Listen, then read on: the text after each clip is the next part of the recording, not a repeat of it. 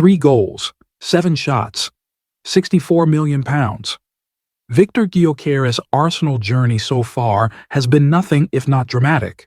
From a debut where he didn't register a single shot against Manchester United to a brace against Leeds that had the Emirates erupting. This is the story of Arsenal's most expensive striker and whether he can handle the weight of expectation. By the end of this video, you'll understand exactly why this signing could transform Arsenal's attack, or why some critics think it's already going wrong. Let's dive in. To understand Gyokeres' situation, you need to grasp the immense pressure he arrived under. Arsenal paid Sporting CP £64 million for a striker who'd never played in the Premier League. He was handed the number 14 shirt, Thierry Henry's legacy number, and expected to solve Arsenal's striker crisis overnight. The hype was instant. Shirt sales broke club records within hours of his signing. Social media exploded. Arsenal fans finally had their marquee striker, their answer to Haaland, to Kane, to all those missed opportunities in previous transfer windows. But here's the thing about pressure. It either makes diamonds or it crushes you, and Gyokeres' first few games would test exactly which category he falls into. Let's talk tactics, because this is where it gets really interesting. Gyokeres isn't your traditional Arsenal striker. Where Kai Havertz would drop deep and link play, where Gabriel Jesus would drift wide, Gyokeres does something completely different. Watch his heat map from recent games. He's constantly making runs in behind, specifically targeting that left channel. This is an accident. It's his signature move from Sporting. He'll use decoy runs, fake his marker with a shoulder drop, then explode into space. But here's where Arsenal have had to adapt. Against Manchester United, Gyokeres made several runs that went completely unnoticed by his teammates. Martin Odegaard looked frustrated. The chemistry wasn't there yet. However, against Leeds United, something clicked. Look at this goal. Gyokeres times his run perfectly, arriving on the blind side for a classic poacher's finish. His second goal showcased his pace and power, cutting inside onto his right foot and smashing it past the keeper. The key difference? Service. When Arsenal's midfield finds him, he's lethal. Let's break down the numbers because they tell a fascinating story. 3 goals from just 7 shots. That's a 43% conversion rate. For context, that's elite-level finishing. His expected goals? 2.12.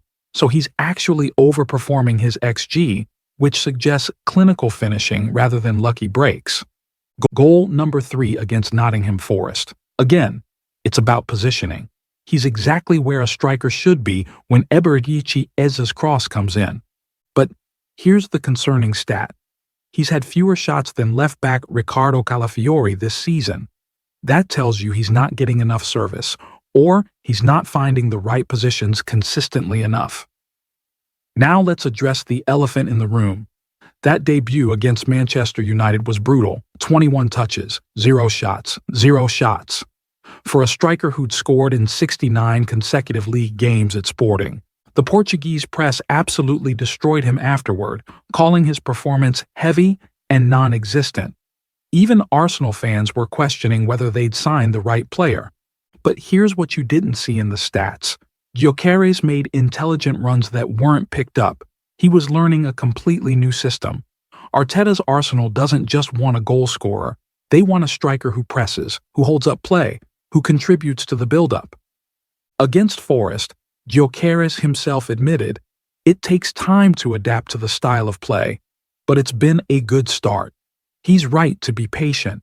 Even Thierry Henry took time to adapt when he first arrived. The key is Arsenal learning how to use him. When they go direct, when they find him in those channels he loves, he's devastating. So what does the future hold? Arteta has been clear.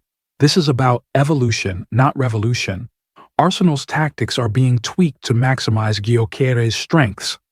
Look at how they're using Noni Madueke and Emirates.